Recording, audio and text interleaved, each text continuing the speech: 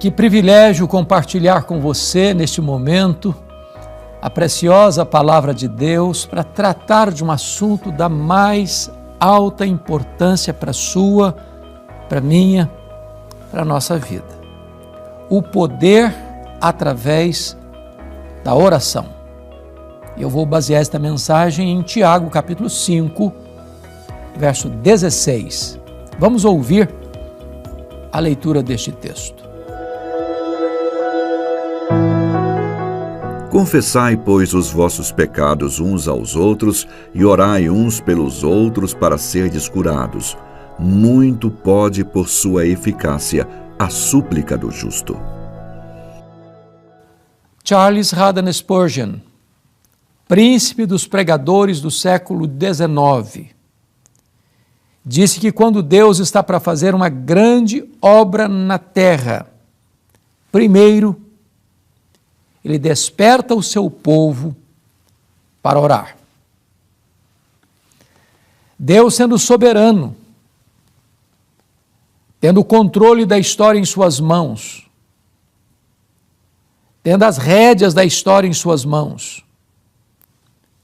Ele resolveu, na sua soberania, agir por intermédio da oração do seu povo.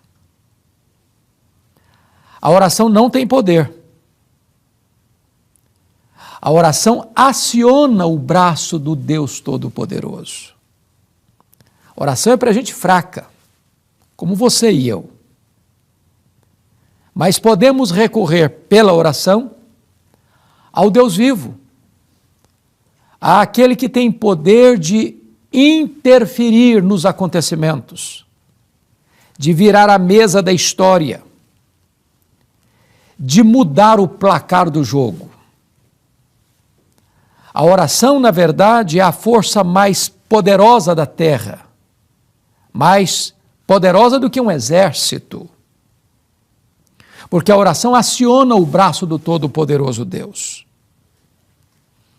A oração conecta a fraqueza humana à onipotência divina.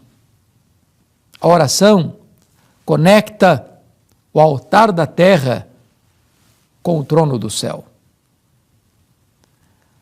Quando você ora, as orações dos santos, diz a Bíblia, sobem como incenso à presença de Deus, vai ao trono de Deus, e em resposta, as intervenções soberanas de Deus na história acontecem em resposta às orações.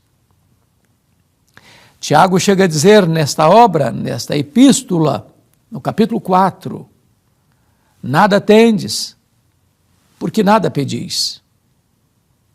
O próprio Senhor Jesus Cristo ensinou, pedi e dar-se-vos-á, buscai e achareis, batei e abrir-se-vos-á, porque todo o que pede recebe, todo o que busca encontra, todo o que bate, abrir-se-lhe-á.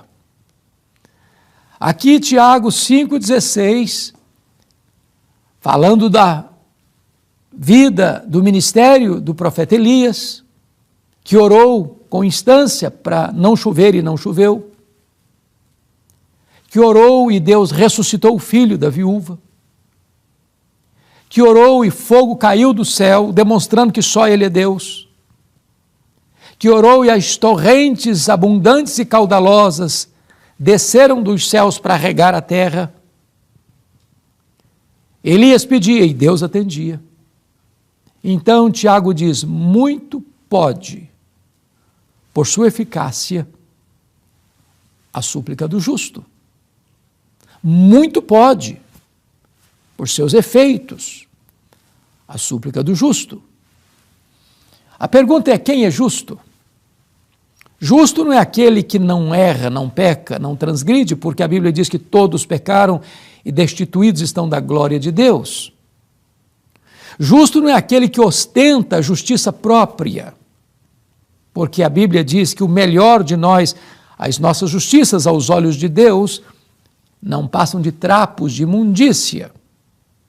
Justo é aquele que foi justificado, declarado justo diante do tribunal de Deus, porque a justiça do verdadeiro justo, Jesus Cristo, foi imputada, colocada em nossa conta, quando cremos nele, Jesus, como nosso Salvador e Senhor.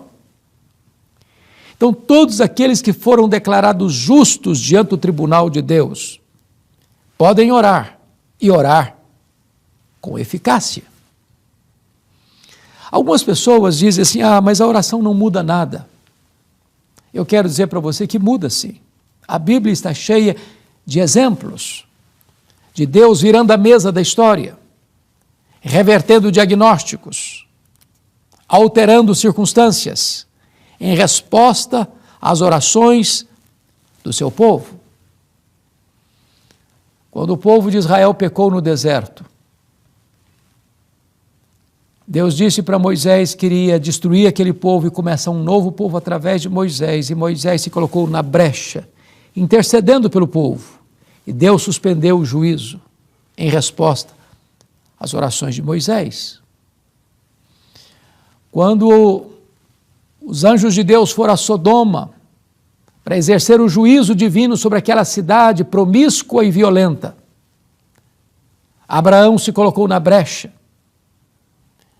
E diz a Bíblia que, lembrando-se Deus de Abraão, tirou Ló de Sodoma. As orações de Abraão em favor de seu sobrinho Ló foram um instrumento que Deus usou para libertar aquele homem da condenação na cidade contaminada e condenada. A Bíblia fala de Ana, estéril, que chorava, orava e jejuava diante de Deus, até que o Senhor ouviu a sua voz e fez do seu ventre, que era um deserto, um pomar frutuoso. E ela concebeu e deu à luz a Samuel, que tornou-se o maior juiz de Israel. Depois disso ainda teve outros filhos. A Bíblia fala de Jerusalém sitiada por um poderoso exército assírio, que afrontosamente disse para o rei Ezequias que nenhum Deus podia livrá-lo das suas mãos. Ezequias orou. E a Bíblia diz que Deus escala um único anjo que mata 185 mil soldados ao redor de Jerusalém, na iminência de atacar Jerusalém. E Deus não só cura o rei Ezequias da sua enfermidade mortal, mas liberta Jerusalém de uma invasão militar, em resposta à oração.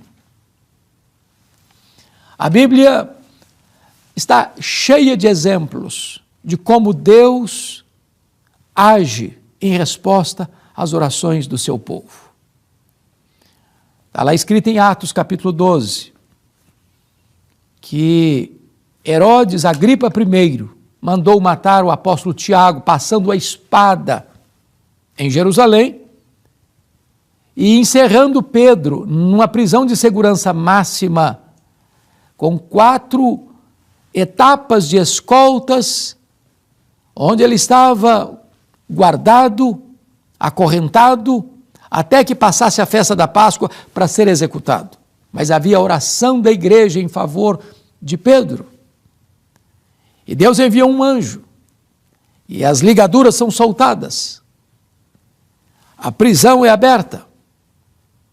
O portão de ferro abre automaticamente.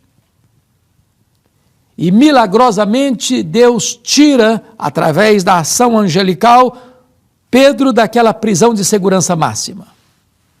Mas o rei, perverso e mau, que ordena a execução de Tiago, aguardando a execução de Pedro, é devorado pelo anjo do Senhor e morre. Deus virou a mesa da história. A Bíblia está cheia de exemplos, e a história também, de como Deus age por meio da oração do seu povo. Quando você ora, Deus ouve, Deus vê, Deus age. Quando você ora, as tempestades se acalmam. Quando você ora, Deus é poderoso para reverter os diagnósticos mais sombrios e trazer cura. Quando você ora, as lutas mais agudas da vida são sanadas, os nós mais apertados são desatados. Quando você ora, o inimigo bate em retirada. Quando você ora, Deus se manifesta. Em resposta à oração, Deus traz grandes avivamentos para a sua igreja. Quantas maravilhas Deus tem feito em resposta à oração. Me permita alguns poucos exemplos. A igreja da Inglaterra, no século XVIII, estava como que um vale de ossos secos. As igrejas estavam vazias. Uma onda de ateísmo varreu a Inglaterra como fruto do iluminismo. Até que alguns jovens universitários da Universidade de Oxford começaram a orar por reavivamento. John Wesley, George Whitefield.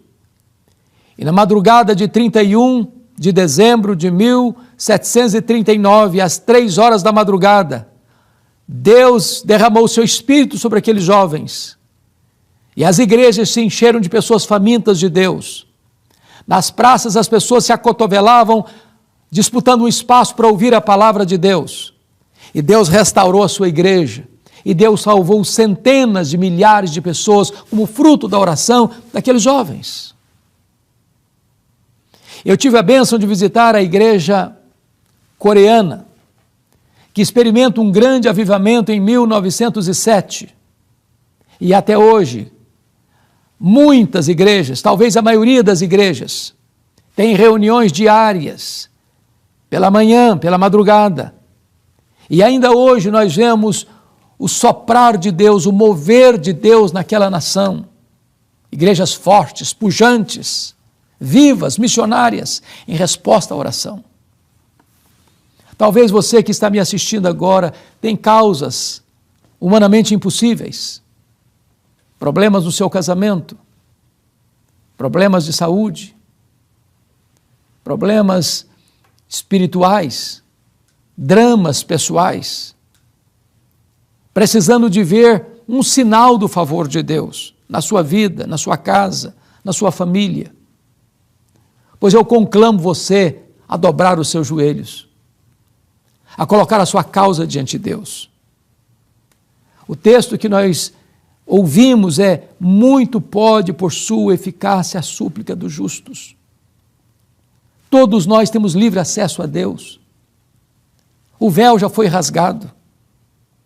Podemos entrar na sala do trono com toda a intrepidez, porque temos Jesus Cristo, nosso supremo advogado, o nosso sumo sacerdote, que intercede por nós.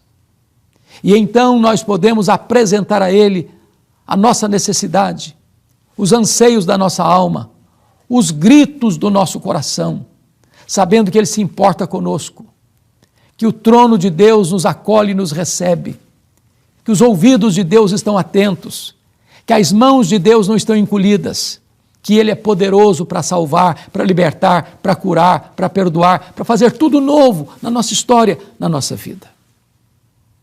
Eu quero orar por você. Quero colocar a sua causa nas mãos de Deus. Onde você está, coloque agora aquelas causas humanamente impossíveis na presença de Deus, porque o nosso Deus é o Deus dos prodígios, das maravilhas. Para Ele não tem doença incurável, casamento irrecuperável, não há problema que Ele não resolva. Ele pode tudo quanto Ele quer. Vamos então orar. Deus, nós te agradecemos pela Tua palavra. Nós te agradecemos porque Tu és o Deus vivo, verdadeiro, Deus que ouve, Deus que vê, Deus que faz, e ninguém pode impedir a Tua mão de fazê-lo. Oramos pelas pessoas que estão agora nos acompanhando, nos assistindo. Meu Deus, ouve o clamor do aflito.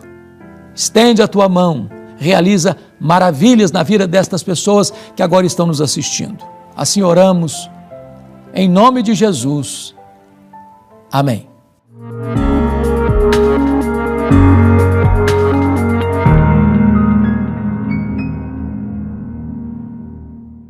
E chegamos ao final de mais um Verdade e Vida, programa da Igreja Presbiteriana do Brasil. A nossa temática hoje foi o poder através da oração. Espero que você tenha sido, assim como eu, ricamente abençoado por tudo que aconteceu neste programa no dia de hoje. E se você quer compartilhar o programa de hoje com seus amigos, parentes, pessoas próximas a você, é muito fácil de fazê-lo. Basta você entrar em contato conosco por meio do nosso WhatsApp que está aparecendo aqui na tela. O código de área é o 11 9 47 18 94 50. Você vai digitar lá a palavra vida e sabe o que vai acontecer? Você vai receber aí no seu celular, na sua casa, o programa Verdade e Vida que foi transmitido hoje. Você vai poder compartilhar com quem você quiser. Se você quiser ter acesso também aos outros programas das outras semanas, basta procurar nos nossos canais do YouTube, youtube.com/IPBOficial e também o youtube.com/programa Verdade e Vida.